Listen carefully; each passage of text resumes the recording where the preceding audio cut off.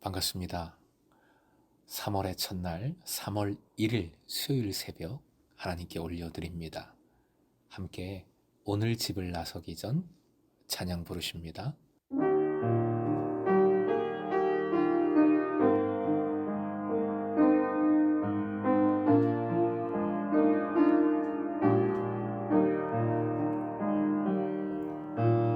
오늘 집을 나서기 전 기도했나요?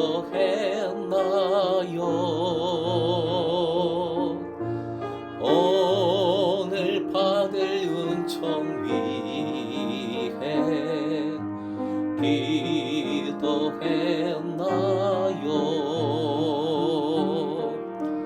기도는 우리의 안식 빛으로 인도하니 앞이 캄캄할 때 기도 잊지 마시오.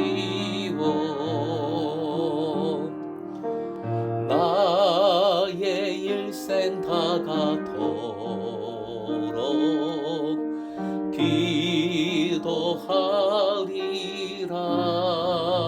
기도하리라. 주께 맡긴 나의 생애 영원하리라.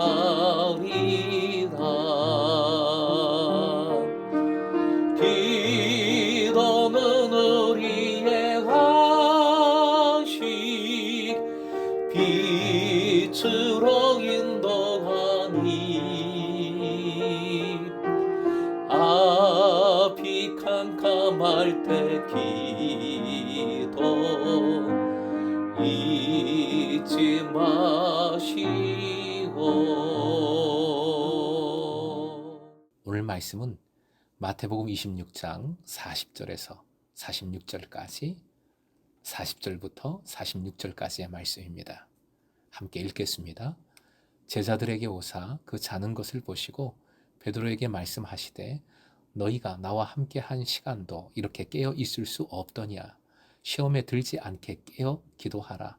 마음에는 원이로되 육신이 약하도다 하시고 다시 두 번째 나아가 기도하여 이르시되 내 아버지여 만일 내가 마시지 않고는 이 잔이 내게서 지나갈 수 없거든 아버지의 원대로 되기를 원하나이다 하시고 다시 오사 보신즉 그들이 자니 이는 그들의 눈이 피곤함 일러라.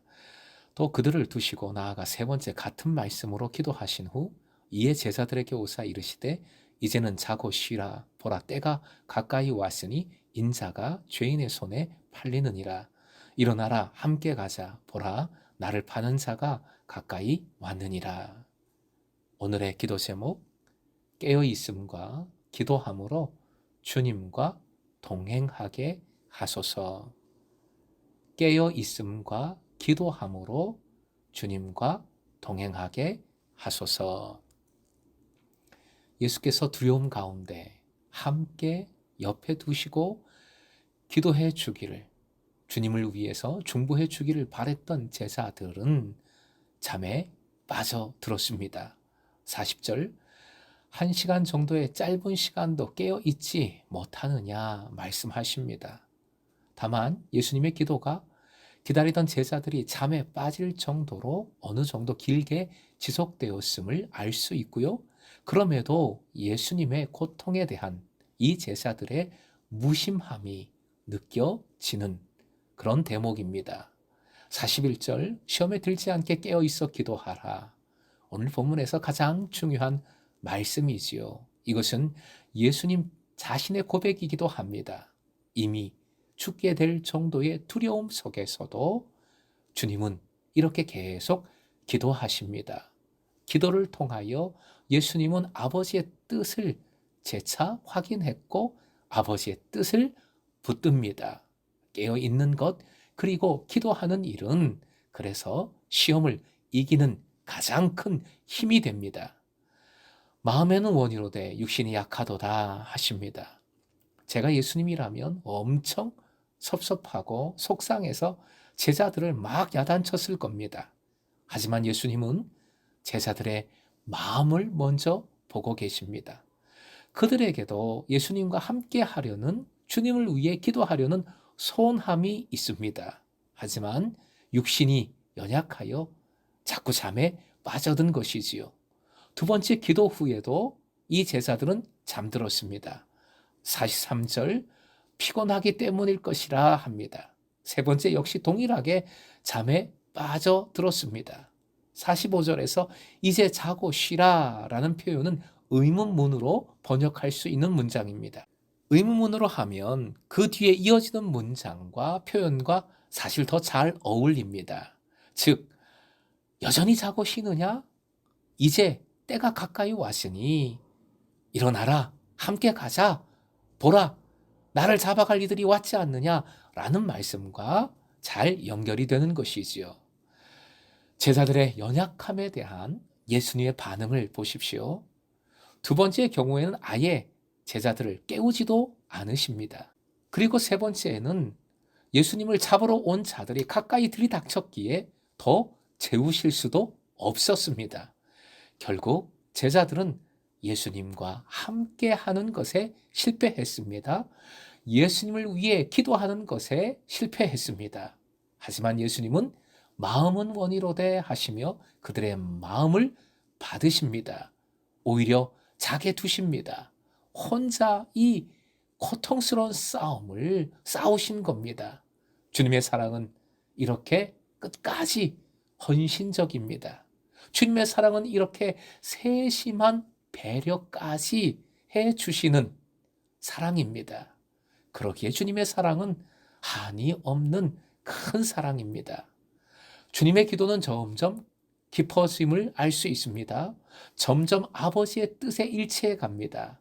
이것은 예수님의 믿음과 순종이 어떠한지를 잘 보여주는 것이며 또한 기도의 특징을 잘 보여주는 사건이기도 합니다. 깨어 드리는 기도, 즉 진실된 믿음의 기도는 반드시 내 뜻으로부터 멀어지고 아버지의 뜻으로 가까이 갑니다. 아버지의 뜻을 붙들게 됩니다. 결국 예수께서 아버지의 뜻에 일치함을 거듭되는 기도로 이루십니다. 그랬기에 기도 후에 예수께서는 심적인 고통을 뒤로하고 일어나 함께 가자 하시며 담대히 죽음을 향하여 나아가실 수 있었습니다. 사랑하는 금성의 제자 여러분, 깨어 기도하라 명하시던 말씀을 기억하십시다. 순종하십시다. 실천하십시다. 자칫 깨어를 놓치고 기도하라에만 집중할 수 있습니다. 하지만 원어상으로 보면 깨어 있어라 그리고 and 기도하라입니다. 즉, 두 동사가 등위 접속사로 연결되어 있습니다. 둘 다 중요한 명령인 것입니다. 먼저 깨어 있으라 명하신 원어 동사의 의미를 함께 화연 보시고 읽겠습니다. 시작. 신중하라, 조심하라, 천천히 가라. 다시 오실 예수님을 맞이할 준비에 있어서 복음서에 사용된 단어가 깨어 있음입니다. 마지막 때에 거짓 선지자나 거짓 예수, 거짓 말씀을 구별하는데 사용된 단어가 깨어 있음입니다. 또 서신서에는 믿음 생활을 이 단어로 표현하고 있습니다. 결국 어떤 상황에서 우리는 이렇다 저렇다 성급하게 결론 내리고 판단할 것이 아닙니다. 반드시 말씀으로 신중하고 조심하고 천천히 행하여야 시험을 이길 수 있습니다. 그리고 그 다음에 기도해야 합니다. 기도는 내 뜻을 포기하고 아버지의 뜻을 붙들게 함으로 시험을 이깁니다. 내 뜻, 내 속도, 내 방향을 포기한다는 면에서 깨어 있음과 기도함은 동일합니다. 그래서 깨어라 그리고 기도하라 라는 명령이 단짝으로 성경에 잘 나오는 것입니다. 어려울 때일수록 무조건 열심히 해서는 절대 안 됩니다. 먼저 깨어 있어야 합니다. 신중해야 하고 조심해야 하고 천천히 가야 합니다. 그리고 그 속에서 기도해야 합니다. 반드시 주님을 바라보며 주님의 뜻을 구하고 내 뜻 내려놓고 주님의 뜻을 붙들어야 하는 것이지요. 이 영적 작업을 이루며 살아갈 때에 우리는 시험을 이기며 무엇보다 주님과 동행하여 십자가를 단단히 붙들 수 있는 줄로 믿습니다. 오늘도 사순절기, 이제 3월이 시작되는데 깨어 있음과 기도함으로 일어나 함께 가자 하시는 주님의 음성을 듣고 주님과 함께 행하는 금성의 제자 되시길 주님의 이름으로 축원드립니다.